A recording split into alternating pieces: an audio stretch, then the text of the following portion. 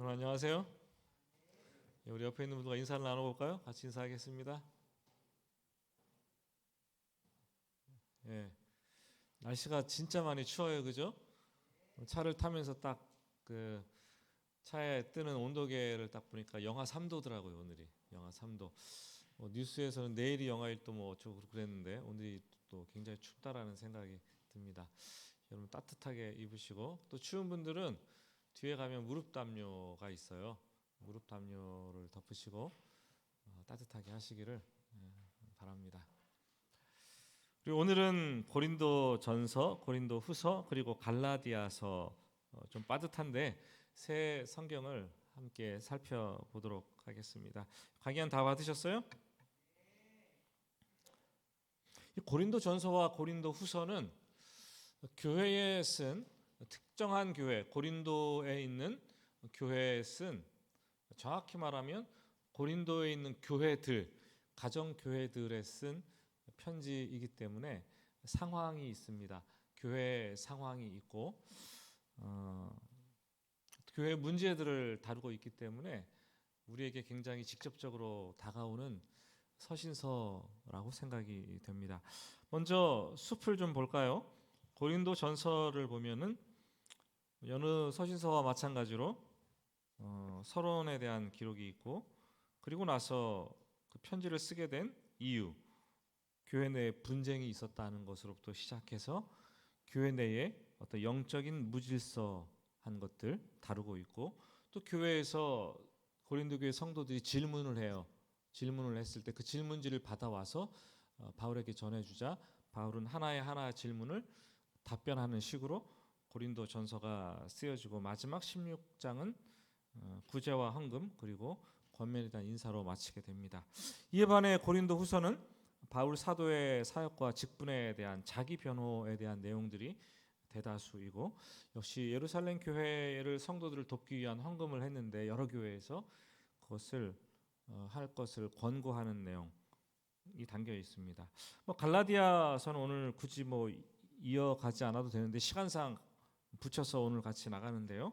작은 로마서라고도 하죠. 그래서 로마서가 어려우면 갈라디아서를 읽으면 로마서를 어느 정도 큰 뼈대를 여러분들이 이해할 수 있지 않을까라는 생각이 듭니다. 작은 로마서라고 부릴 정도로 구조도 내용도 굉장히 비슷합니다. 앞부분은 이신칭의 의인은 믿음으로 말미암아 산다, 믿음으로 구원 얻는다라는 내용을 해석하다가 뒷부분으로 가면 그럼 믿음으로 구원 얻은 사람들의 삶은 어떻게 살아야 될 것인가, 삶의 문제를 터치해요. 로마서도 마찬가지죠. 처음에는 이신칭이 믿음의 교리, 율법이 아닌 믿음의 교리에 대해서 설명을 하다가 다시 뒷부분으로 가게 되면 그런 믿음으로 구원 얻은 사람들의 성화의 삶은 무엇인데, 칭의와 성화를 같이 다루고 있는 것이 로마서 아닙니까? 갈라디아서도 그와 같은 맥락을 다루고 있어요. 어떻게 보면 우리 성도들의 삶이 그래요. 한국 교회는 외국 신학자들이 그랬어요. 칭의 이후에 성화가 없다. 한국 교회는 믿음으로 구원 얻었으면 다 됐다. 복음 전도하고 구원 얻은 것에 만족해 숫자만 불리지, 구원받은 이후에 어떻게 삶을 살아내야 되는가, 이 성화 이것도 구원의 여정 중에 한 부분인데 이 성화는 없다. 그래서 한국교회 문제가 많이 일어나는지도 모르겠어요. 어쨌든 간에 이 고린도 전서와 고린도 후서는 교회 내에 문제들을 다루고 있고, 갈라디아서는 이신칭의 교리를 뛰어넘어서 실천적인 삶의 문제를 다루고 있는 것을 여러분들 알고 지나가면 좋겠습니다. 고린도 교회, 고린도 전후서를 우리가 먼저 상고해 보기 전에 그럼 고린도 교회가 어떻게 탄생되었는가, 탄생 배경에 대해서 좀 먼저 알아야 될 것 같아요. 2차 여러분들의 지도를 보시면 2차 전도 여행을 하면서 고린도 교회에 오기 직전에 아덴이라는 도시에서 전도를 하게 됩니다. 아덴이라는 도시에서 여러분 찾으셨어요? 아덴? 예, 아덴이라는 도시에서 전도를 하게 되는데, 아덴 그러니까 여러분들이 이게 새로운 도시인가 그런데 아테네를 아덴이라 그래요. 아테네, 그리스의 아테네. 이 아테네라 그러면 헬레니즘 문화를 꽃피웠던 정말로 헬레니즘 문화의 중심이지 아니겠어요? 그때가 로마 제국에 합병된 상태였지만 이 아테네는 여전히 로마 제국의 중심, 지적인 중심지였고 그 명성을 이어가고 있었어요. 근데 2차 전도 여행 중에 이 바울이 아테네에 가서 전도를 하는데 바울이 좀 평소랑은 다르게 전도를 하는 거죠. 여기에는 당시 에피쿠르스 학파, 쾌락주의라 그러죠. 스토아 학파, 금욕주의라 그러죠. 그리고 뭐 소피스트, 궤변론자들, 웅변가들이 득세하던 때가 아니겠습니까, 여러분? 근데 바울이 거기 가서 복음을 전하려니까 고민을 좀 했던 것 같아요. 어떻게 복음을 전할까 하다가 복음의 접촉점을 철학에 둡니다. 유명한 당대 유명한 시인이었던 에피메니데스의 말을 인용하기도 하고 또 철학적으로 논리적으로 복음을 전하려고 합니다. 다른 곳에서의 복음 전도 방법과 좀 달랐어요. 그런데 결과는 최악이었어요. 최악. 몇 사람만 그 전도를 받고 예수를 믿게 되는 결과를 초래하게 되었죠. 큰 실망을 안습니다, 바울은. 그리고 나서 떠나간 도시가 어디였어요? 고린도로 떠나가게 되는 거예요. 고린도로 떠나가면서 바울이 영적으로 지치고 탈진되고 몸도 굉장히 많이 아프게 됩니다. 그리고 그때 기도하면서 새로운 결단을 하게 되죠. 그게 고린도전서 2장 2절과 4절 말씀입니다. 강의 안에 기록되어 있을 텐데 같이 한번 읽어볼까요? 내가 예수 그리스도와 그의 십자가에 못 박힌 것 외에는 아무것도 알지 아니하기로 작정하였노라. 내 말과 내 전도함이 설득력 있는 지혜의 말로 하지 아니하고 다만 성령의 나타나심과 능력으로 하겠노라. 결단을 하는 거예요. 고린도에서. 고린도 와서 이런 결단을 했는데 고린도라는 도시가 뭐 그렇게 만만찮은 도시가 아니었어요. 아덴 못지않게 복음 전하기가 어려운 도시인데 이 항구 도시예요. 항구 도시 지도를 보면 항구 도시죠. 항구 도시가 두 개나 끼어 있었는데 외래 선박이 잦게 출입하고 수입과 수출을 하다 보니까 각종 그 인종이 뒤섞여 사는 멜팅팟이었고 늘 사건이 끊이지 않았고 문제가 있었고 그러다 보니까 도덕적인 타락이 극에 달하게 됩니다. 극에 달하게 되는 거예요. 특히 이집트 북쪽에 유명한 항구 도시가 알렉산드리아가 있는데 지도에는 여러분 안 나왔어요. 잘렸는데 지중해 밑에 이집트가 기록이 되어 있어요. 그 알렉산드리아라는 로부터 각종 우상들이 유입이 되었어요. 제가 이집트에 갔을 때 알렉산드리아를 일부러 가서 거기서 한 3일 정도 허름한 숙소에서 자면서 항구 도시를 다 돌아본 적이 있었는데 정말 아름답더라고요. 지중해 그 파란 바다가 쫙 펼쳐져 있는데 그 유럽의 문물을 받아들여서 유럽풍의 그 건물들이 있고 옛날 엘리베이터가 버튼 딱 누르면 줄로 막 해가 쫙 올라오고 하는 그런 게 있고 참 정말 아름다운 도시였어요. 근데 유럽의 문물을 받아들여서 유럽과 아프리카의 문화가 뒤섞여 있는 것이 알렉산드리아 항구였는데 또 거꾸로 이 알렉산드리아를 통해서 이집트의 여러 가지 우상들 문물들이 또 유럽으로 전파해서 들어간 거죠. 그 장소가 고린도였어요. 고린도가 그래서 굉장히 복잡한 도시였고 65만 명 중에 40만 명이 노예였어요. 인구가 40만 명이. 당시 65만 명 인구는 대단한 도시예요, 여러분. 지금 뭐 대전이 150만이라 그러지만 천안이 100만인가요? 뭐 어쩌고저쩌고 하지만 당시 65만은 대단한데 그 40만 명이 노예였어요. 음란과 사치와 방탕 그리고 매춘과 음행이 심한 도시였기 때문에 고린도인 그러면 방탕한 사람들의 대명사라는 단어로 인식이 되었어요. 그런 도시에서 바울이 복음 전하기가 쉬웠겠어요? 그렇지만 새롭게 결단을 한 거죠. 아텐에서 이런 실패를 했는데 고린도에서는 정말로 내 말과 아름다운 지혜의 말로 하지 아니하고 예수 그리스도의 십자가 복음만 전하겠다라는 결단을 합니다. 그래서 AD 51년 고린도에서 18개월 동안을 머무르며 복음을 전하는데 이때 로마에서 황제의 추방령에 의해서 유대인들이 추방당했는데 브리스길라와 아굴라가 거기서 동역하게 됩니다. 결국 브리스길라와 아굴라의 집을 통해서 가정이 오픈되고 개척교회가 탄생이 되죠. 그런데 이 교회가 부흥하기 시작하는 거예요. 헬레니즘 문화관을 뒤엎어 놓는 놀라운 역사가 일어나죠.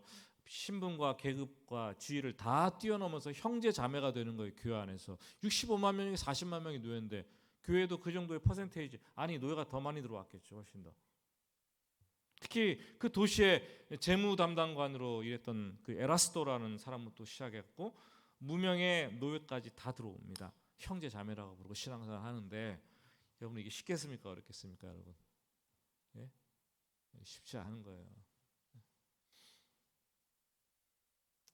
근데 그 교회가 헌신적인 성도들의 믿음 때문에 그 아가야 지방의 중심적인 교회가 되죠. 바울이 이렇게 사역을 하고 나서 고린도를 떠납니다. 근데 고린도를 떠났음에도 불구하고 교회가 계속 성장하죠. 그런데 시간이 지나자 고린도로부터 교회로부터 들려오는 소식들이 바울의 마음을 아프게 하는 거예요. 고린도전서 1장 11절 말씀을 한번 읽어볼까요? 1장 11절 말씀입니다. 내 형제들아, 글로의 지편으로 너희에 대한 말이 내게 들리니 곧 너희 가운데 분쟁이 있다는 것이라. 아유, 글로의 형제의 지편으로 이게 소식이 들려오기 시작하는데 분쟁이 있다는 소식이 들려오는 거예요. 서로 다투고 이방인들까지도 용납하기 힘든 근친상간의 문제와 음행의 문제가 들려오기 시작하는 거죠. 이미 바울은 전도여행을 떠나서 3차 전도여행 중에 접어들었는데 AD 55전에 에베소에서 머무르면서 이 고린도 교회는 보낸 첫 번째 편지를 쓰는 거예요. 그게 고린도 전서죠. 고린도 교회의 분쟁과 파벌, 해결책을 제시하고 다양한 신앙적인 문제들에 대한 해결책을 제시해 주는 거예요. 그리고 나서 바울 사도가 이 에베소를 떠나서 드로아를 거쳐서 마게도니아 지역으로 갑니다. 그때 마게도니아 지역은 여러 지역이 있었지만 빌립보라는 곳에 머물면서 고린도 후서를 기록해요.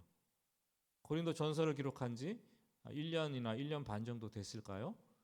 그리고 지난 후에 고린도 후서를 기록하는데 고린도 전서를 써가지고 편지를 보냈더니 성도들이 회심을 하고 돌이키면서 바르게 신앙생활하자 결단하고 교회가 바뀌어지는 모습이 보이는 거예요. 근데 항상 그렇잖아요.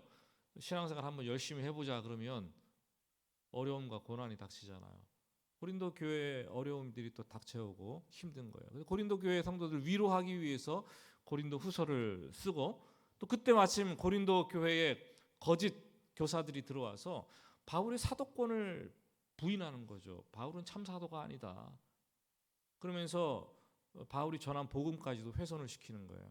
그래서 바울은 고린도 성도들을 위로하고 고린도 교회에 자신의 사도권을 변호하고 자기가 전한 복음을 다시 한번 중요성을 가르쳐 주면서 고린도 후서를 쓰게 됩니다. 여러분 제 노트를 한번 다시 여러분 강의안도 있지만 한번 볼까요? 지도를 제가 그렸는데 2차 전도 여행 때 이 아덴에서 복음을 전하다가 실패를 하게 되죠. 그러다가 고린도 와서 18개월 동안 머무르면서 고린도 교회가 탄생이 되죠. 그리고 에베소로 떠나게 되죠. 에베소로 떠나게 되었을 때 고린도 교회의 소식을 듣게 됩니다. 근데 참 안타까운 소식이 들려와서 이 에베소에서 고린도 교회를 향한 편지를 씁니다. 이때가 3차 전도 여행 때였어요. 그리고 1차 그리고 1년 반 정도가 지났을 때 이 빌립보로 가게 되죠. 이 빌립보에서 고린도 교회를 위한 또 편지를 쓰게 되는 것을 보게 됩니다.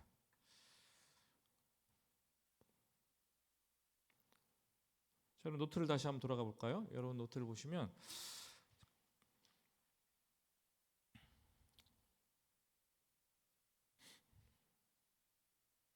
갈라디아서 교회에 대한 탄생 배경도 한번 볼까요?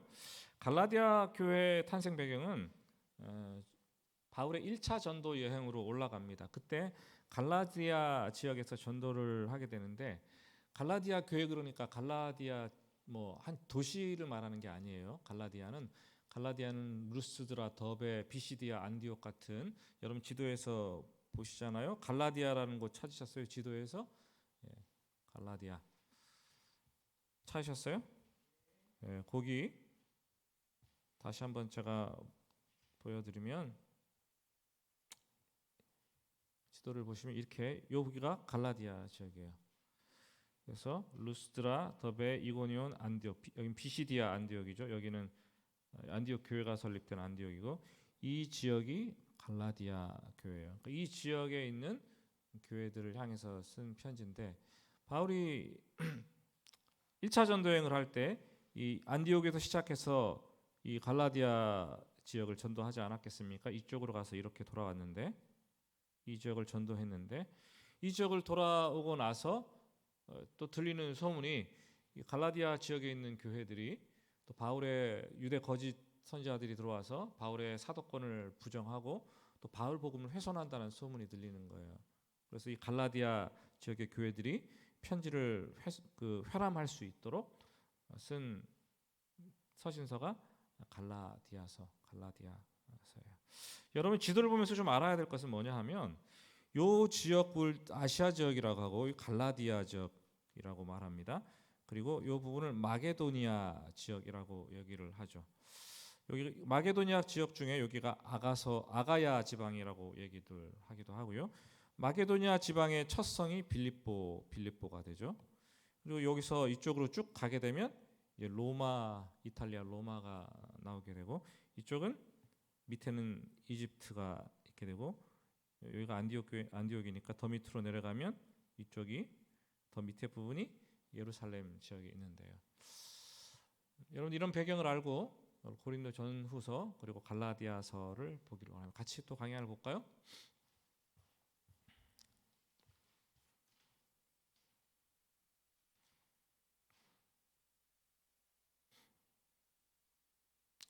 고린도 전서를 먼저 보면은요.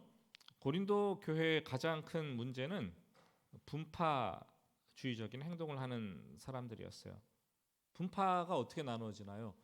지도자를 따라 나누어지는 거죠. 지도자들. 참 이상적인 교회를 꼽는다는 것은요. 참 지도자들이 많이 있지만 지도자들을 중심적으로 모이는 교회가 아니라 예수 그리스도를 중심적으로 모이는 교회가 건강한 교회예요. 특히 안디옥 같은 교회는 바나바와 바울을 비롯해서 여러 사람들 6명의 공동 목회 지도자들이 있었지만 나누어지지 않았어요. 그들은 오히려 그들은 기도하면서 한마음 한뜻이 되었고 바울과 바나바를 선교사로 파송하는 아름다운 교회였는데 고린도 교회는 바울이 개척한 교회인데 지도자들을 중심으로 파벌과 분쟁이 생겨나는 거예요. 바울파, 아볼로파, 개바파는 베드로를 얘기하죠. 초대교회 영향력이 가장 컸던 베드로. 그리고 심지어 그리스도파, 우리가 믿는 그리스도를 또 파벌로 또 나뉘었네요. 교회가 완전히 쪼개져서 갈라진 것은 아닌데 함께 모이고 같이 지역에서 신앙생활을 하는데 분쟁으로 시끄러워진 거죠. 그래서 바울은 1장 10절에 같은 마음과 같은 뜻으로 온전히 합하라라는 얘기를 합니다. 예전에 사역했던 교회에서 권사님 한 분이 계셨어요. 총신대학교 음악과 교수 명예 퇴직 교수였는데 그분이 교회에서 항상 교역자들이 젊은 목사님들이 설교를 하면 가끔씩 와서 그런 얘기를 했어요. 목사님, 교회는 공동체가 아니에요. 교회는 공동체가 아니에요. 공동체라는 말이 한국 교회에 너무나 유행하니까 그분은 항상 말하는 게 교회는 유기체예요. 유기체. 성경은 유기체라고 말해요. 이 말을 계속 얘기했어요. 유기체가 뭡니까, 여러분? 유기체는 인간의 몸처럼 살아있는 생명체인데 이 손, 발, 다리, 손가락, 코, 입, 귀 이게 각 기관들이 하나가 붙어서 조직적으로 살아 움직이는 이 몸을 유기체라고 하는 거예요. 공동체는 그냥 하나의 목적 아래 모이는 사람들이 공동의 뜻을 가지고 모인 공동체예요. 근데 교회는 유기체라고 성경은 얘기하고 있어요. 어떻게 말하면 조금 더 정확하게 말하면 유기적 공동체라고 표현하는 것이 가장 정확해요. 그래서 교회는 한몸 공동체라고도 얘기를 하죠. 성도들이 한 몸이 되어서 연약한 자나 모든 지체들이 다 한 몸이 되어서 복음 전파라는 공동의 목적을 가지고 그 사역을 감당하는 교회가 바로 유기적 공동체 교회입니다. 이 부분에 대해서 바울은 설명을 하게 되죠. 그리고 나서 1장 18절부터 가장 염두에 둔 십자가의 도를 얘기를 합니다. 죄인들을 구원해서 불러 교회를 세웠는데 하나님이 십자가라는 방법을 선택했는데 유대인이나 로마인이나 헬라인들은 십자가를 미련한 방법이라고 치부를 했다라는 거죠. 그렇죠. 어떻게 하나님이라면은 그 자기 아들을 십자가에 죽이면서까지 우리를 구원하고 그걸 믿는다고 구원이 되는가? 그렇죠? 하나님이라면 좀 정말로 어떤 놀라운 어떤 말씀이나 이런 걸 통해 가지고 한마디 탁 말을 해갖고 구원하고 막 이렇게 해야 되는 거 아니에요. 근데 십자가를 전하고 그 십자가가 구원하는 도라고 얘기를 하니까 이 로마인들도 유대인들도 헬라인들도 다 믿지를 않는 거예요. 사실 십자가 그러면 사형틀 아닙니까? 근데 십자가에 구원이 있다고 말하면 아유 끔찍해 여기는 사형틀에 무슨 구원이 있어? 회교는 초승달이 상징이고 불교는 연꽃이 상징인데 기독교는 상식을 깨고 죄인들을 목매달아 죄인들을 잔인하게 처형하는 그 십자가 형틀이 기독교의 상징이라는 거죠. 그만큼 십자가가 중요한 사건이고 기독교의 핵심인데 우리를 위해서 대신 죽으시고 다시 살아나셨다라는 것, 우리의 죄값을 다 치루었다는 것, 이게 복음 아닙니까? 십자가가 복음의 핵심이죠. 핵심 진리죠. 십자가를 경험한 사람들은 하나님에 대한 인식이 생기고 자기 인식이 바뀌어지게 되고 자기를 자랑하지 않고 십자가만 자랑하는 사람들이 되는 거예요. 그 바울은 율법과 기독교의 전통, 유대교의 전통을 자랑하는 사람이었는데 부활하신 예수님과 십자가를 경험하고 나서 십자가밖에 자랑할 것이 없다라고 얘기를 하면서 복음을 전하게 되잖아요. 십자가를 오늘날도 마찬가지예요. 예수 그리스도의 복음을 전하고 십자가를 전하면 사람들의 반응은 딱 두 가지입니다. 이성과 과학을 신봉하면서 거절할 것인가, 아니면은 그 미련한 것을 예수 그리스도의 복음을 듣고 받아들일 것인가 결정하게 되는 거예요. 여러분들은 그 미련한 방법을 통해서 전도받고 이 자리에 오신 분들이에요. 맞죠? 예, 우리가 행복한 만남 내일도 할 텐데 내일도 복음을 전할 텐데 어떤 사람 앉아가지고 웃기고 있네 그럴 거예요. 웃기고 있네. 이게 과학과 이성이 어떤데 십자가가 뭐 믿고 예수를 뭐 죽은 사람이 뭐 살아나고 이거 뭐 그렇죠? 근데 구원을 얻는 자들에게는 그 십자가 하나님의 능력이라고 말하고 있어요. 하나님은 그 십자가에 나타난 그 사건을 전하는 것, 그게 복음 아닙니까? 그 복음을 통해서 받아들일 때 하나님께서 능력으로 일하시고 구원하시겠다라고 얘기를 하고 있습니다. 세상 지혜로는 도저히 이해할 수 없는 거예요. 무슨 그게 지혜로운 방법이냐. 근데 하나님의 지혜는 이 십자가의 도에 담겨 있고 인간의 지혜를 뛰어넘는 거예요. 인간의 이성과 과학으로 이해되는 것, 그것을 믿고서 믿음도 안 해줘 그냥 받아들이고서 하나님을 믿는다는 것은 하나님의 능력이 나타날 필요가 없는 거죠. 미련한 방법이지만 그걸 통해서 하나님의 능력이 나타나서 믿게 하시는 것이고 하나님의 자녀와 하나님의 백성들이 된다는 거죠. 십자가는 하나님의 죄인들을 구원하시기 위한 하나님의 이게 지혜가 압축되어 있는 압축물이에요. 모든 종교 지도자들도 지나가는 행인들도 심지어 옆에 달린 강도들까지도 네가 하나님의 아들이면 십자가에서 내려와서 지지 말고 우리를 구원해 보라 그랬지만 예수님은 아니다. 난 십자가를 지고 가야 된다. 끝까지 거기서 죽으셨어요. 십자가는 하나님의 방법이에요. 신비한 죄인들을 구원하는 방법이고 십자가의 능력이 있습니다. 교회는 십자가를 잃어버리면 다 끝나는 거예요. 어떤 교회가 십자가는 전하지 않고 자꾸 부활만 전하는 거예요. 부활을 경험한 사람들은 이렇게 산다 그러면서 막 부활 간증을 하게 하고 계속 부활에 대해서만 강조를 했어요. 그 교회가 이상하게 되는 거예요. 십자가가 가장 중심이고 또 십자가를 통해서만 부활이 체험되어지는 거죠. 십자가를 경험해야지 부활의 삶을, 승리의 삶을 사는 거예요. 3장으로 넘어가게 되면 바울은 그런 얘기를 합니다. 사람을 자랑하지 말라라는 거죠. 교회 지도자들을 따라 분파가 나누고 사람 중심적으로 모이니까 고린도 교회 성도들에게 사람을 따라서 신앙생활 하지 말라라는 얘기를 하게 됩니다. 사실 저는 목회자로서 목양을 하면서 어느 교회든지 보면은 교회가 성장하면 성장할수록 성령 안에서 하나 되는 부분도 나타나지만 교회 안에 부정적인 면은 자꾸 분파와 파벌, 파당이 생겨난다라는 거예요. 교회에 들어오면은 이 교회만 바라보고 열심히 주님만 바라보고 열심히 신앙생활을 해야겠다고 결단을 하지만 시간이 지나면서 그냥 이렇게 자연적으로 그룹핑이 됩니다.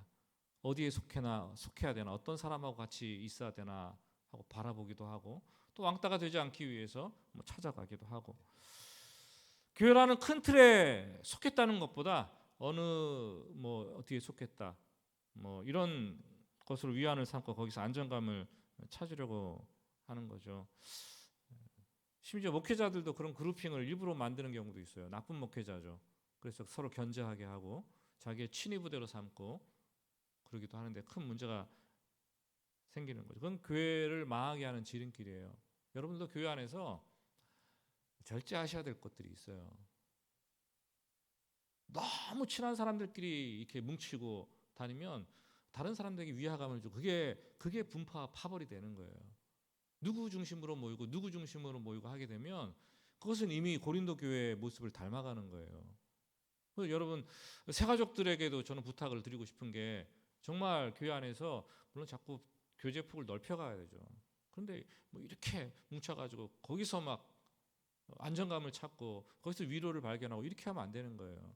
정말 우리가 좀 친한 사람이 있어도 좀 이렇게 안 보이게 행동을 하고 좀 그렇게 행동을 해야 돼. 교회에서 하나 된 것처럼 다 인식을 해나가는 것이 중요합니다. 그렇지 않으면 바울파가 생겨나고 아볼로파, 게바파, 그리스도파가 생겨나면 우리는 누구에게 속했다라고 얘기하는 거죠. 그때 바울은 아니다. 너희는 그리스도의 것이요 그리스도는 하나님의 것이다 라고 얘기를 합니다. 너희가 도대체 누구의 것이냐, 누구에게 속해야 되는가 이런 얘기를 하게 됩니다. 온전한 그리스도인들은 관계에서 자유로움을 경험하게 됩니다. 인간관계에 묶여서 있는 사람은 영적으로 건강한 사람이 아니라는 거죠. 우리가 정치인들을 비판하지만 우리가 교회에서 이미 누구에게 속하고 어떤 그룹핑을 한다면 그것은 이미 정치를 하는 거예요. 다른 게 정치가 아니에요. 목사님들끼리 모여도 항상 그 짓 해요. 제가 목사님들을 싫어하는 이유가 그 중에 하나인데 자기들끼리 모여가지고 누구 파 누구 그룹 하면서 정치적으로 대립하고 사람이 모인 곳에는 다 정치하는 거예요. 근데 교회는 좀 잘해보자고 모인 그 모임이잖아요. 그러면 우리가 이 그룹을 좀 뛰어넘고 좀 관계를 폭을 넓혀 나가면서 좀 해야 되는 거 아니겠습니까? 어떤 분은 그러는 거예요. 교회에서 소식이 들려오는데 다른 사람 다 아는데 나만 제일 늦게 듣는다는 거죠. 괜찮아요, 여러분. 그 소식 좀 늦게 들으면 어떻습니까? 신앙생활하면서 좀 외로움은 어때요, 여러분? 외로움은 주님 더 찾게 되겠죠. 왕따가 되면 좀 어떻습니까? 인간관계를 맺느라고 그렇게 애를 쓰고 그렇게 노력을 기울이지 않기를 바랍니다. 우리는 그리스도의 것이고 그리스도 안에 있으면 족하고 행복한 거예요, 여러분. 그럴 때 여러분 그렇게 신앙생활 할 때 교회 안에서 문제가 사람들끼리 일어나면 그 사람들에게 가서 중재할 수 있는 힘이 생기는 거, 그 화목케 하는 직책을 감당하게 되는 거예요. 한쪽에 치우쳐서 신앙생활하면 중재자의 역할은 죽었다 깨어나도 못합니다. 여러분 신앙생활에 자꾸 소속되고 사람들에게 얽매이려고 하고 거기에 중심을 두면 교제도 중요합니다. 거기에 중심을 두면 그러나 신앙생활의 균형은 깨지게 되어 있고 문제가 생기고 피곤하게 되어 있습니다. 여러분 외로워도 괜찮아요. 좀 주님 바라보시고 좀 담대하게 좀 신앙생활 하시기 바랍니다. 예?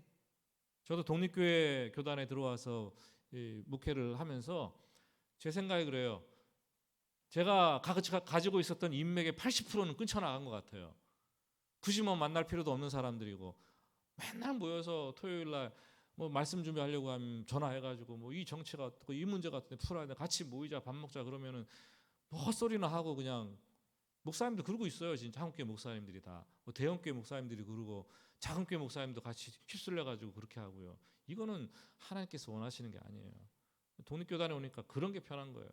관계가 다 끌어낼 사람들은 끌어내고 정말로 영적으로 서로 기도하면서 세워가는 사람들하고 묶이면서 기도하고 하나님 나라를 세워가는 것들. 우리가 여러분 사람에게 너무 묶이지 마시기 바랍니다. 교회 신앙생활 하면서.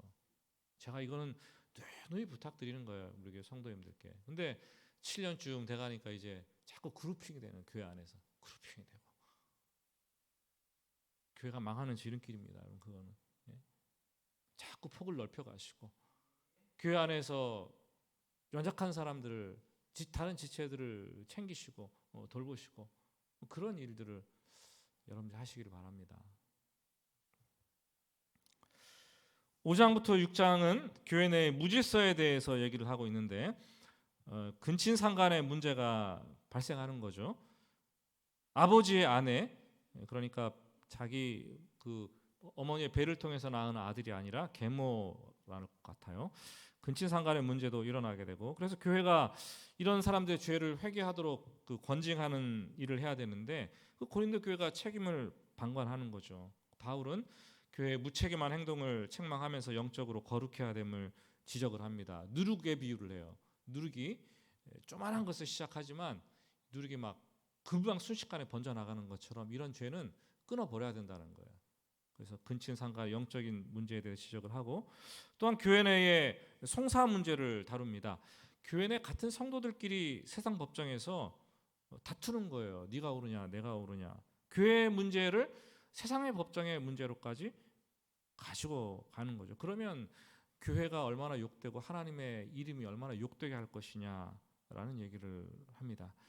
교회 문제를 세상 법정에 가지고 가지 말라고 얘기를 합니다. 그렇지만 요즘에는 얼마나 또 이게 세상 법정에 교회 문제가 많이 달려 있습니까? 예? 참 답답한 일이죠. 그 이유가 있어요. 교회 문제가 일어날 때는 80~90%가 교회 중직자들, 목사와 장로, 교회 중직자들끼리의 문제가 일어나는 경우가 있어요. 그러다 보니까 교회에서 이걸 풀 사람이 별로 없는 거예요.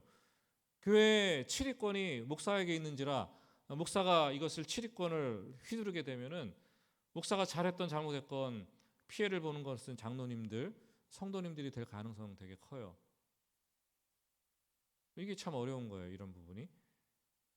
그러다 보니까 현대 교회는 교회에서 권징, 치리권을 행사를 해도 성도들이 받아들이지 않아요.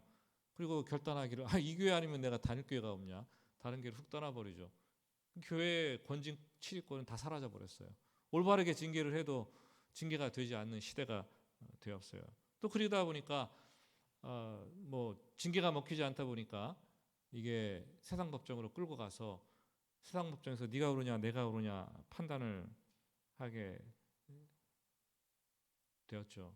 참 부끄럽고 수치스러운 일이 아닐 수가 없어요. 교회 권징이라고 하면 권면이고 두세 사람으로 가서 얘기를 하다가 그래도 듣지 않으면 교회에 공포를 하고 수찬 정지나 나간 이게 뭡니까 출교나 심하면 이런 것까지도 교회에서 하는데, 옛날에는 이 교회에 이 교적부가 있어가지고 이걸 떼어줘야만이 다른 교회로 가서 임명이 되고 했었는데, 지금 그냥 여러 교회 다니시는 분도 많고 교회 이 교회 저 교회 두신 분도 많고 하니까 이런 게 다 소용이 없게 됐어요. 문제는 가정 안에서 문제가 생기면 이 문제를 가정 밖으로 세워나가는 건 아니잖아요. 그 문제가. 그러면 그 가정이 수치와 부끄러움을 당하는 거잖아요. 마찬가지예요. 교회에서 문제가 생기는데 이 문제가 교회 문턱을 넘고 세상 법정으로 가면 하나님의 영광이 가려지고 교회가 수치와 부끄러움을 당하게 되는 거죠. 바울은 차라리 형제를 세상 법정에 고발하고 고소하느니 그냥 차라리 손해보고 불이익을 당하는 편이 훨씬 낫다고 얘기를 합니다. 손해보라는 거예요. 그냥 손해보라. 그럴 바에는 차라리. 참 어려운 일인데, 여러분 더 사랑하면 손해를 보는 거예요. 더 사랑하는 사람이 희생을 하는 거죠. 교회를 사랑하고 성도를 사랑하면 내가 불이익을 당해도 좀 더 참는 거죠. 이런 모습들이 교회에 요청된다고 얘기를 합니다. 7장부터 15장까지는 고린도 교인들의 신앙적 질문에 대해서 답하는 형식을 취하면서 해결책을 제시하는데, 결혼과 독신 그리고 이혼의 문제를 먼저 7장에서 얘기를 합니다. 당시에는 금욕주의가 팽배했고 고린도 교회 같은 경우는 더더욱, 그리고 임박한 종말 사상의 초대교회들은 다 사로잡혀 있었어요. 근데 종말이 곧 올 텐데 꼭 결혼을 해야 되느냐, 이런 질문을 하게 되는 거죠. 바울은 먼저 독신의 은사가 있었기 때문에 독신의 은사가 있다면 나를 본받아서 결혼하지 않는 편이, 그냥 지내는 편이 좋다고 얘기를 합니다. 그렇지만 결혼은 하나님께서 만드신 제정한 제도이기도 하고, 또 육신의 정욕을 절제하지 못하고 음행한다면 결혼을 해라 라고 얘기를 합니다. 또 결혼한 부부에 대해서 권면하면서 그 한몸된 부부는 자신의 몸을 자기가 주장할 수 없다고 얘기를 해요. 그 말은 뭡니까? 상대방의 성적 욕구가 있다면 그것을 들어주어야 할 의무가 있다는 거예요. 거절하게 되면 상담학적으로도 성적 욕구를 거절하게 될 때 상대방은 굉장히 모멸감을 느끼잖아요. 부부관계가 멀어지는 거예요. 거기서부터 많이. 그래서 뭐 쇼윈도 부부라고도 하기도 하고, 뭐 스킨십을 하지 않는 부분도 생겨나는데, 이게 부부관계에 참 어렵게 하는 큰 문제 중에 단초가 되는 하나입니다. 다만 기도할 틈을 얻기 위해서 서로 합의를 해서 얼마 동안은 분방을 하라고 얘기합니다. 그러나 그것도 장기간 하지 말라는 거예요. 왜냐하면 사단이 그 틈을 타서 시험을 한다는 거죠.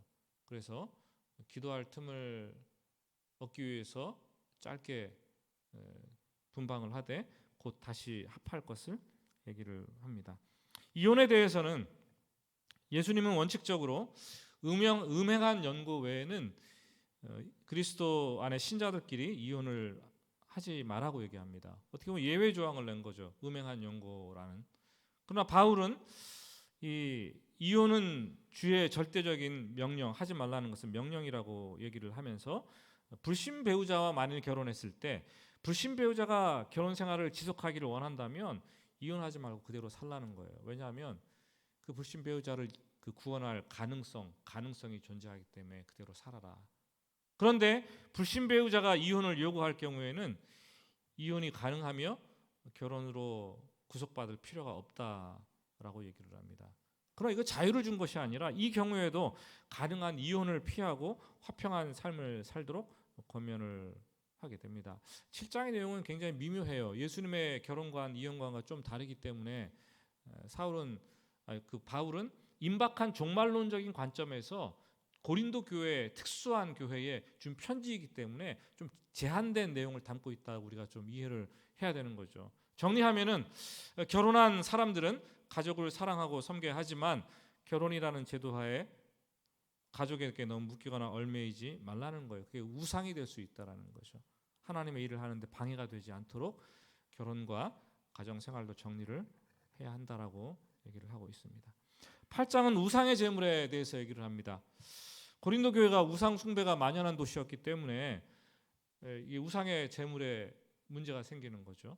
신전을 중심으로 해서 우상 제사가 드려지고 나면 제물을 바치잖아요. 그럼 그 사제들이 이 제물을 일부는 자기들이 가지고 먹고 나머지 많은 부분은 시장에 내다 파는 거예요. 그러니까 고린도 도시의 시장에 가 보니까 일반 고기하고 우상에게 바쳐진 제물 고기가 뒤섞여서 막 팔리는 거죠. 그래서 어떤 사람들은 나는 고기를 먹지 않겠다, 채소만 먹겠다, 이렇게 얘기를 하는 거예요. 어떤 사람들은 아니다, 우리가 거기에 민감하지 말고 그냥 다 먹자, 다 먹어도 된다, 그러면서 이게 다툼이 되는 거예요. 네가 오르냐 내가 오르냐. 바울이 편지를 써서 답을 주는 거죠. 음식물은 하나님께서 주신 것인데 아무거나 다 먹어도 감사함으로 먹으면 된다라는 얘기를 합니다. 그렇지만 연약한 사람들이 나의 행동을 보고 시험을 받는다면 나는 고기를 먹지 않겠노라, 이런 얘기를 해요. 그래서 기꺼이 성숙한 성도라면 연약한 사람들이 시험에 들지 않도록 절제할 수 아는 것도 필요하다라는 얘기를 해요. 뭐 내 자유인데 어때? 내 마음대로 이게 자유인데 뭐가 잘못됐어? 교회 안에서 연약한 사람들이 시험을 받는다면 우리가 조금 더 절제하는 그런 모습들 필요하다고 얘기합니다. 11장은 예배 시간에 여성들이 그 수건을 쓰는 문제에 대해서 얘기를 하죠. 이게 중동 나라에서 지금 히잡이라는 것을 지금도 쓰고 있는데, 고린도 교회 성도들 가운데 일부 여성들이 공적 예배에 참석하면서 당시에 머리에 쓰고 있었던 공공 모임에서 쓰고 있었던 이 수건을 벗는 일이 발생했어요. 그 수건을 쓰지 않고 거리나 공공기관에 모임이게 되면 그것은 보통 당시에는 거리의 여자나 창녀라고 생각을 했어요. 근데 수건을 딱 벗고서 예배 시간에 기도를 하고 여인들이 예언을 사역을 하기 시작하는 거예요.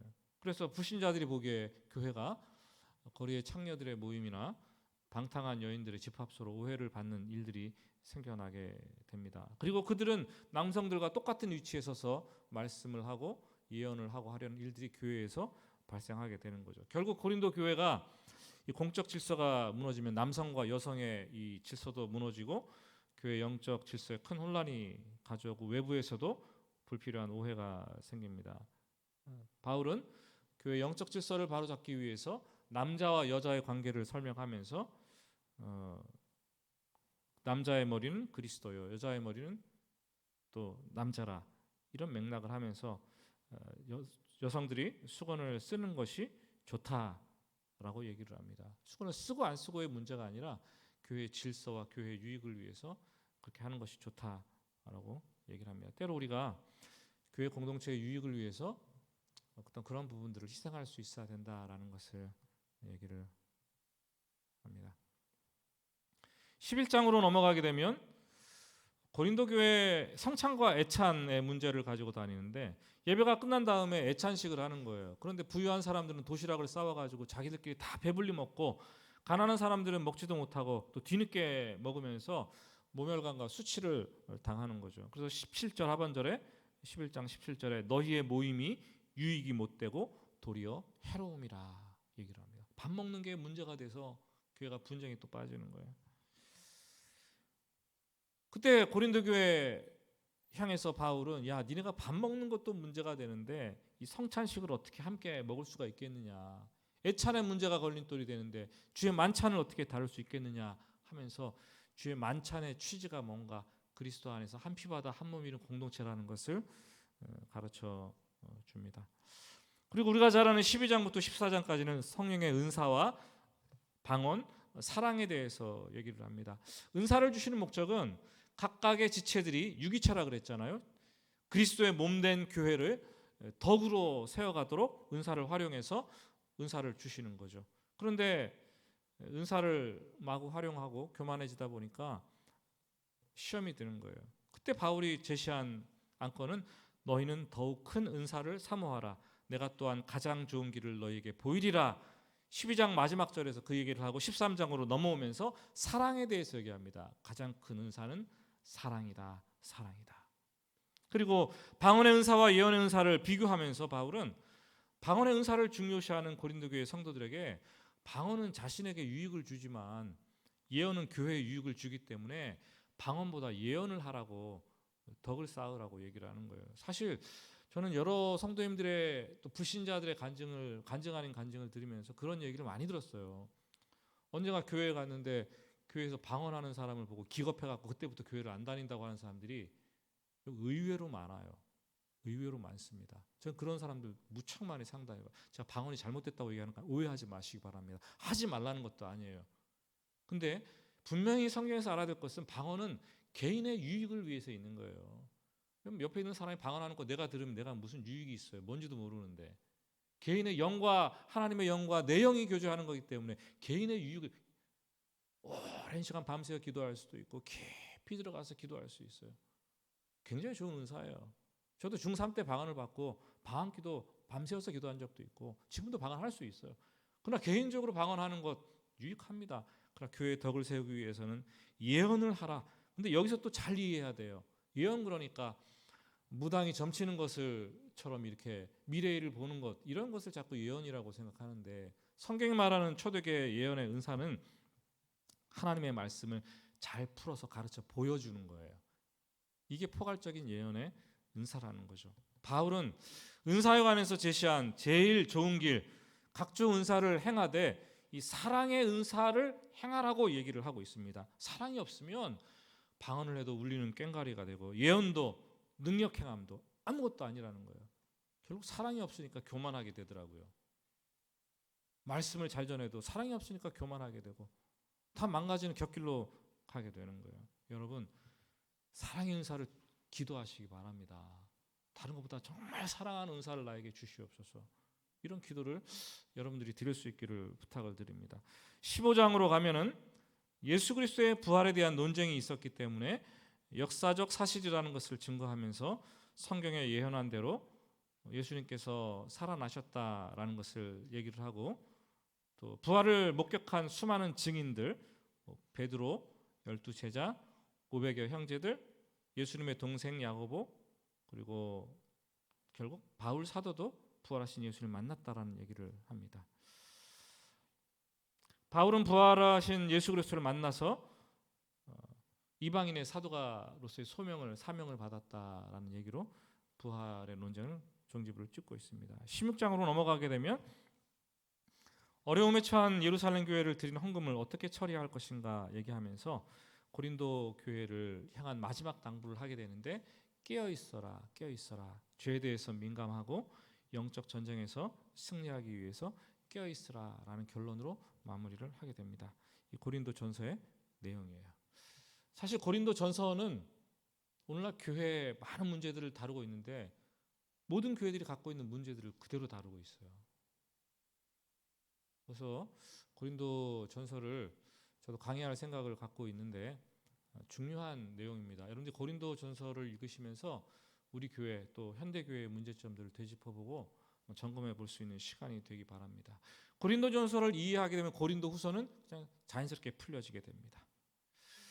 고린도 후서를 에베소에 머물면서 쓴 이후에 1년 반이 지나서 AD 56년경에 고린도 후서를 쓰게 되는데, 고린도 교회들이 회심하고 신앙생활을 열심히 하니까 어려움이 닥쳐옵니다. 위로하기 위해서 쓰고, 거짓 복음이 들어온 고린도 교회에 사도 바울의 사도권을 다시 한번 변호하고 올바른 복음에 대해서 바로 서라고 얘기를 하는 거죠. 1장 3절부터 11절까지 보시면 바울은 마게도냐, 루스드라, 빌립보, 에베소에서 복음을 전하면서 거의 죽을 지경에 처했었는데, 그렇지만 그때 고난 속에서도 하나님의 위로를 체험했다 얘기를 하죠. 그 고난이 없었다면 자기 자신은 엄청난 그 교만한 사람이 되어 있었을 것이기 때문에 그 고난이 자기를 살리고 고난 때문에 오히려 감사한다라는 얘기를 하면서 고난이 넘치는 곳에 그리스도의 위로가 넘친다라는 고백을 합니다. 이 말로 고린도 교회 성도들을 위로하죠. 그리고 감사하자 이렇게 권면을 합니다. 우리가 고난당하는 사람을 볼 때 이런 위로가 있어야겠죠.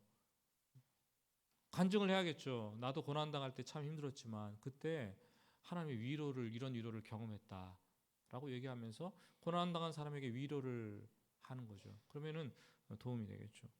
2장부터 6장까지는 예수 그리스도의 십자가로 구원받은 성도들이 죄 문제를 해결받았는데 거룩한 삶을 살아내야 되는데, 그럼 어떻게 그 신분에 합당한 삶을 살아야 될 것인가를 얘기하면서 크게 세 가지로 얘기합니다.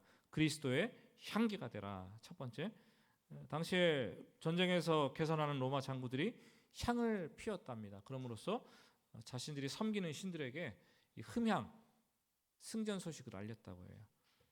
그것을 빗대어서 복음은 예수 그리스도가 승리했다라는 향기를 세상에 전하는 거라고 얘기를 합니다.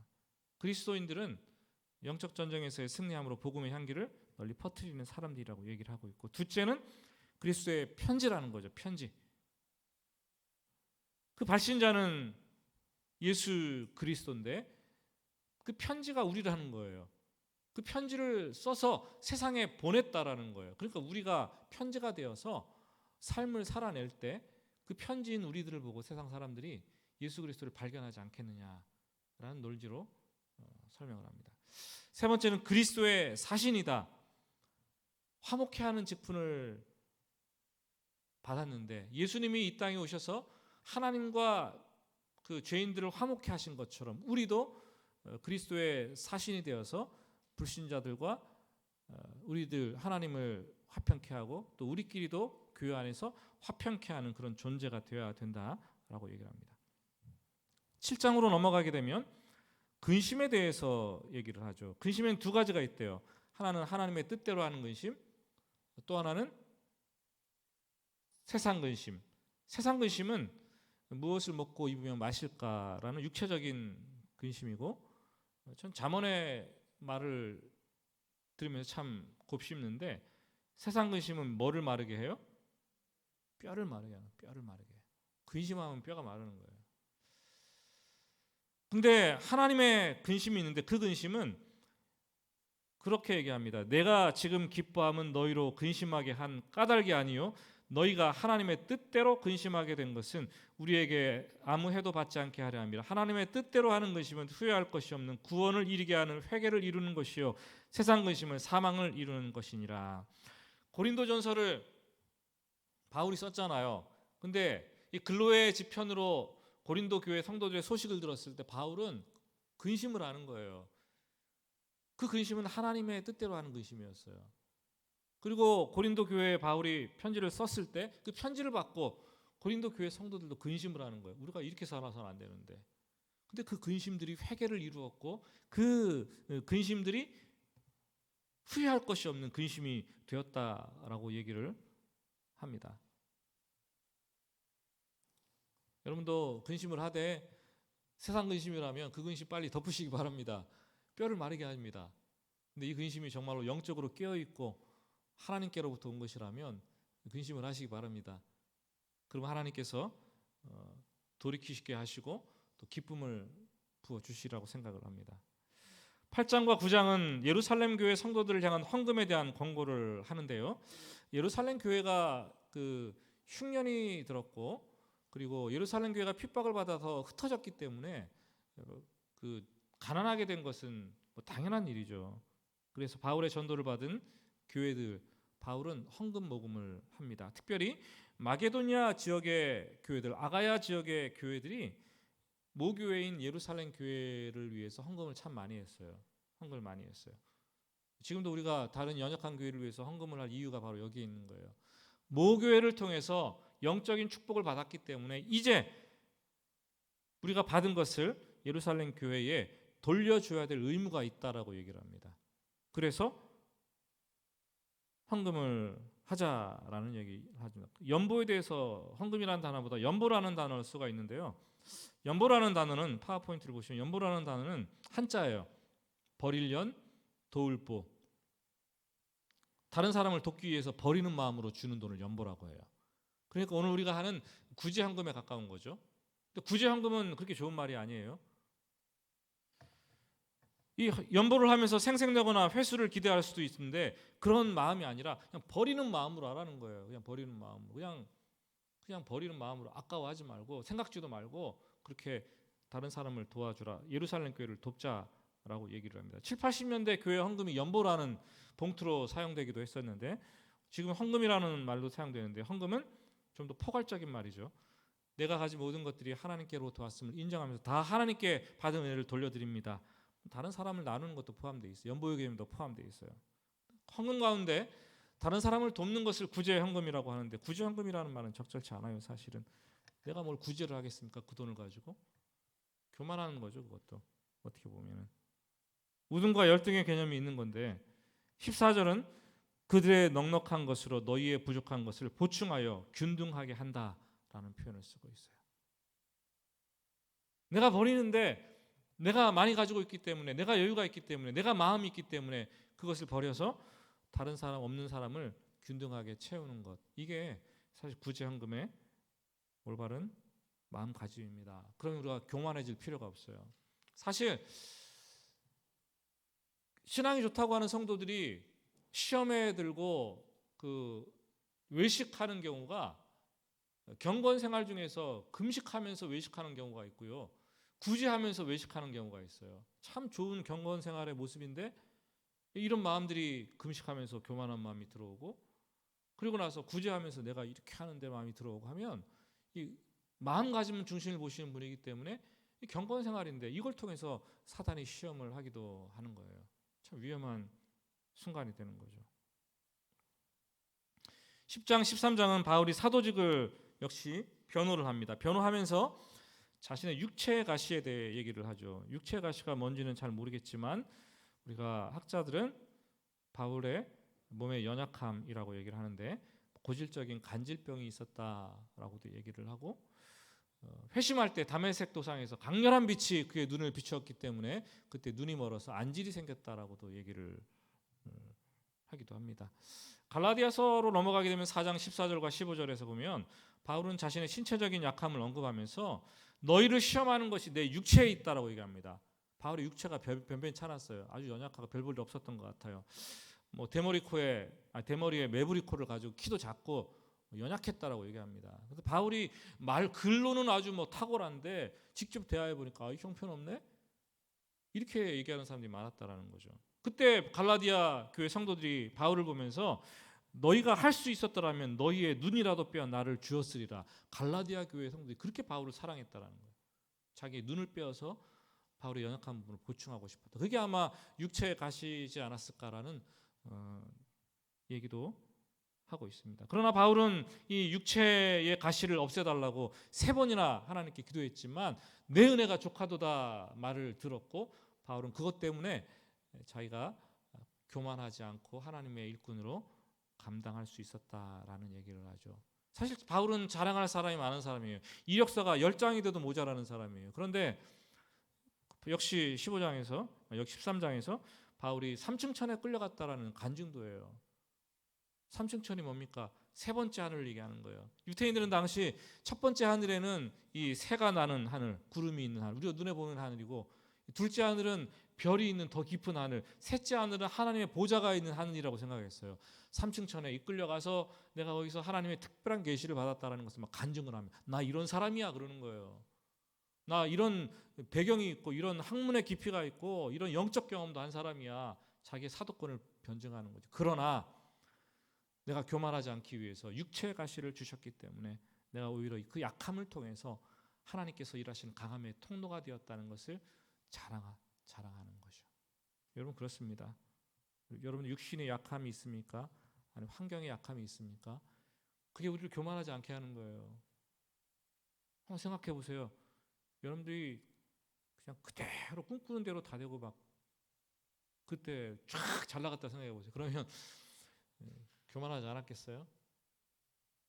하나님께서 약점을 주시고 약함을 주셔서 우리들이 하나님께 굴복하게 하고 하나님의 도구로 사용하시고 하나님의 강함을 전하는 통로로 사용하시는 거죠. 갈라디아로 넘어가게 되면 바울은 다른 복음서와는 달리 매우 화난 상태로 그 복음을 시작합니다. 갈라디아서 성경을 한번 펴보고 시작할까요? 갈라디아서를 보면은 저주 얘기를 1장부터 해대기 시작합니다. 다른 복음을 전하면 저주를 받을지어다. 2번이나 8절과 9절에 내가 너희에게 전한 복음 외에 다른 것은 없나니 다른 복음을 전하면 저주를 받을지어다 얘기를 하면서 굉장히 강하게 얘기를 합니다. 그 이유가 뭐냐 하면 갈라디아 교회 성도들이 바울의 거짓 유대주의자들에 의해서 바울의 사도됨을 의심받으면서 바울이 전한 복음이 아닌 다른 복음을 자꾸 추정하게 되는 거죠. 다른 복음이라 하면 유대주의자들이 자꾸 들어와서 교회에 들어와서 야 예수 그리스도의 십자가의 그 복음을 믿음으로 구원받는다고? 야 아니야. 그것도 중요하지만 그거랑 똑같이 중요한 것은 율법을 지켜야 되는 거야. 율법의 핵심은 할례를 받는 거 아니겠니? 죄를 끊어버리는 그 결단한 할례, 그게 징표가 아니겠어? 하나님의 백성들의 할례도 받아야 돼. 율법도 지켜야 돼. 막 이러는 거죠. 그러니까 바울이 전한 복음이 오직 믿음으로 구원받는다라는 이 복음이 훼손되기 시작하는 거예요. 교회 안에 영적인 교란이 일어나기 시작하면서 복음이 변질되어 가는 거죠. 바울은 그것을 걱정했어요. 그래서 다른 복음을 전하면 저주를 받을지어다 강력하게 선포를 하고 들어가는 거예요. 여러분 교회는 외부로부터의 공격에 무너지지 않아요. 어려움이 오면 똘똘 뭉쳐서 기도하는 사람들이에요. 우리는. 그러나 교회 내부에서 이 복음이 변질되면 무너지게 되어 있어요. 성도들끼리 사분 오열되고 무너지게 되어 있어요. 복음이 복음되게 하는 것이 교회의 가장 중요한 일이고 예수 그리스도의 십자가 복음을 중심에 놓는 것이 가장 중요한 일이죠. 바울은 1장 10절부터 2장에 자신의 신앙 간증을 합니다. 하나님 믿기 이전의 삶을 얘기를 하는데, 그때는 유대교에 몸담고 있었고 스데반에 돌로 쳐서 죽이는데도 내가 그 지도했고, 성도들을 박해하면서 집을 탐문 수색하고 해외 출장까지 공문을 받아서 갔던 사람이야. 유대교의 전통과 율법에 열심히 있는 사람이야 얘기를 합니다. 그렇지만 내가 다메섹에서 하나님을 만나고 하나님께서 나를 부르셨는데 그때 내가 바뀌었다라는 간증을 15절과 16절에 하는데, 그러나 내 어머니의 태로부터 나를 택정하시고 그의 은혜로 나를 부르시니가 그의 아들을 이방에 전하기 위하여 사도로 삼으셨다라는 거예요. 나를 부르셨다라는 것은 소명이고 콜링이고, 나를 이방인의 사도로 삼으셨다는 것은 사명, 미션이잖아요. 여러분, 그리스도인이 되었다는 것은 소명을 받았다는 것이고 사명을 받았다는 거예요. 우리가 처음 예수를 믿기 시작할 때 우리를 구원으로 부르시는 것이 콜링이에요. 콜링, 초대라는 거죠. 그리고 구원받은 사람들에게 당신의 일을 맡기기 위해서 하나님께서 사명을 주시죠. 그게 미션인 거예요. 우리는 소명과 사명을 다 받은 사람들이에요. 근데 많은 그리스도인들이 나는 소명은 받았는데 난 사명이 없어, 나가질 않아요. 복음 전도를 하지 않아요. 문제가 되는 거죠. 또 많은 사람들이 사명은 받았다고 하는데 이 사명이 아니라 야망이에요. 야망. 목회적 야망, 또 성도들의 야망. 문제가 되는 거죠. 3장부터는 그 교회 안에 들어온 유대주의자들의 도전에 대해서 이신칭의 복음을 다시 한번 해석을 해줍니다. 5장까지 해석을 해줍니다.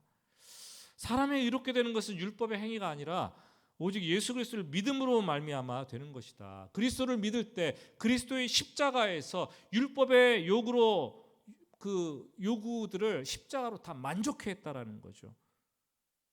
우리들의 죄의 그 대가를 율법을 지킴으로써는 해결할 수 없었는데 예수 그리스도께서 십자가에서 죽음으로 말미암아 그걸 한 번에 다 해결하셨다는 거예요. 그래서 우리 자유롭게 되었다라는 거죠. 그 십자가를 우리의 것으로 받아들이고 믿으면 예수님이 십자가에서 죽으신 그 사건이 나의 사건이 되고 예수님이 다시 부활하신 사건이 나의 사건이 된다라는 거예요. 그것을 이루시는 분이 성령 하나님이신데 우리가 믿음으로 받아들일 때 예수 그리스도의 사건을 내 영혼에 그대로 적용시키는 거예요.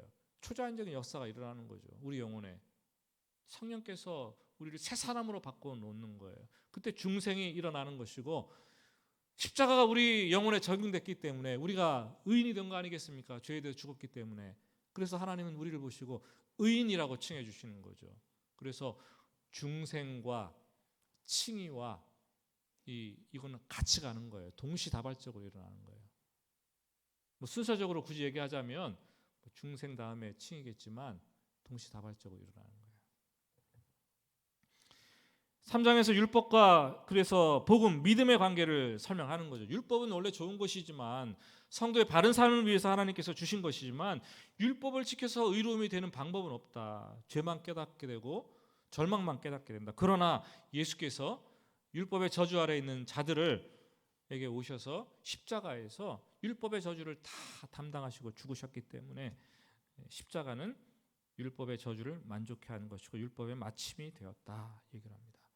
종교개혁자 루터는 이런 말을 했어요. 십자가 사건은 십자가에서 즐거운 교환이 일어났다. 무슨 교환이에요?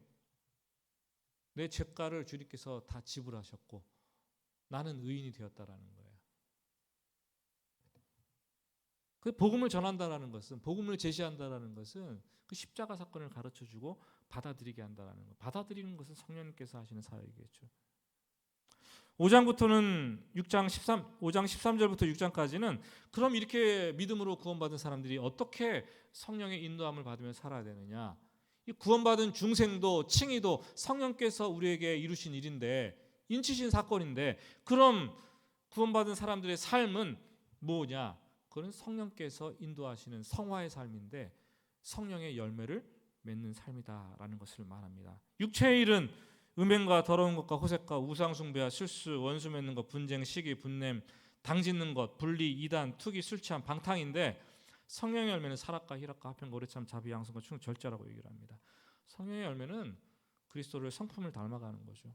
성령께서 맺히고 성령께서 일에서 맺는 열매이기 때문에 성령 하나님께서 그리스도를 닮아가게 하는 거예요. 그리스도인의 신앙생활은 이렇게 성령과 함께 자유로운 구원받은 삶을 살아내는 것입니다. 육체의 일을 벗어버리고 점점 더 예수 그리스도의 성분을 채워가면서 예수 그리스도를 닮아가는 것이 성도들의 삶입니다. 말씀을 제가 막 급하게 해서 빨리 해서 3개를 하느라고 맞췄는데요. 참 아쉬운 게 있어요. 조금 더 자세하게 천천히 하나씩 했으면 좋을 것 같다는 생각이 드는데, 그렇지만 여러분 성경을 읽기에는 뭐 아웃라인을 잡아드렸기 때문에 좀 쉽게 읽어 나가지 않을까라는 생각이 듭니다. 우리 같이 합심해서 기도하겠습니다. 기도할 때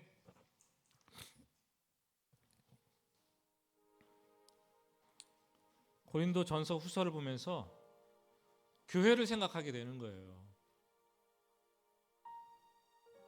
복음을 듣고 믿음으로 시작했지만 교회가 육체적으로 변질되는 것을 우리 고린도 교회를 통해서 보고 안타까움을 통해서 눈물을 흘리고 다시 회복되는 과정에 있는 교회, 갈라디아서를 통해서 믿음이 변질돼서 율법으로 다시 돌아가 육체의 일로 돌아가는 성도들의 모습을 보는 거죠. 하나님, 우리 교회가 또 조국 교회가 믿음으로 구원받고 믿음으로 살아낼 수 있도록 도와주시기를 원합니다. 예수 그리스도의 십자가 복음이 정말 교회 안에 이 핵심으로 바르게 설 수 있는 교회가 될 수 있도록 기도합시다. 그리고 예수 그리스도의 십자가의 감격이 끊이지 않는 성도 될 수 있도록 기도해 주시고, 또 한 가지 기도할 때는 내일 행복한 만남 주일인데 복음이 전파될 때 성도들에게 성령께서 역사하셔서 마음의 문을 열어주시고 하나님의 그 미련한 것으로 우리는 다 갈 거예요. 그렇지만 그게 능력이 있을 겁니다. 하나님, 그들이 복음을 받아들이고 주께 돌아올 수 있도록 주님 도와주시옵소서. 우리 같이 기도하겠습니다. 하나님 아버지, 간절히 원합니다. 오늘도 말씀을 전하면서 기도의 자리로 나아갑니다.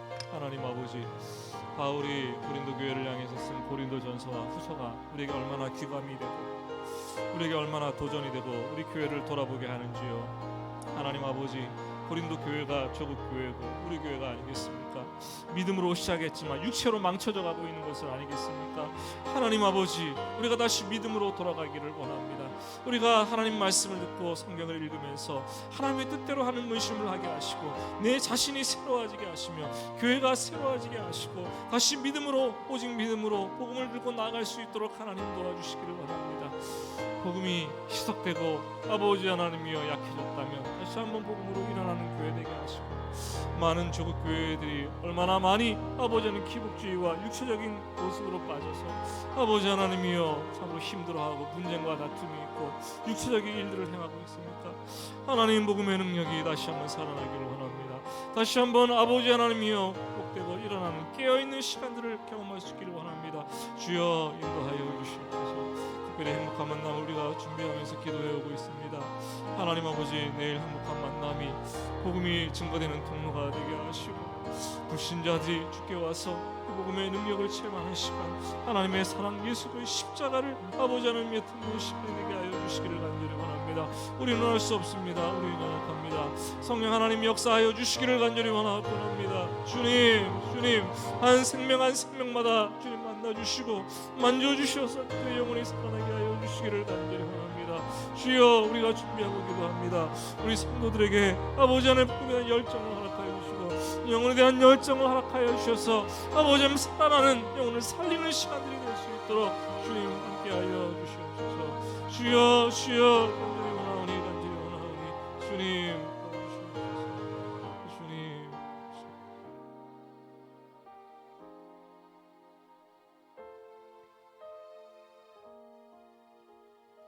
하나님 아버지, 교회를 생각할 때 항상 드는 생각은 나의 사랑, 그러나 동시에 나의 고민. 사랑하지만 고민이 끊이지 않는 곳이 교회가 아니겠습니까? 하나님, 고린도 교회를 보면서 다시 복음으로, 다시 믿음으로 돌아가겠다는 결정을 우리 가운데 하게 하시고, 육체의 일들이 교회 안에 너무나 많이 일어나고 있는데 하나님, 십자가를 바라보고 그리스도를 바라보고 사람 바라보지 않고 담대하게 나아갈 수 있도록 도와주시기를 원합니다. 우리 안에 있는 생명이 행복한 만남을 통해서 믿지 않는 영혼들에게 흘러가게 하시고 전도에 밀어나는 것으로 하나님 생명들을 구원하기로 작정하셨는데 복음을 증거하고 함께 나눌 때 생명의 역사가 있게 하여 주시옵소서. 간절히 원하면서 예수님의 이름으로 기도드립니다. 아멘.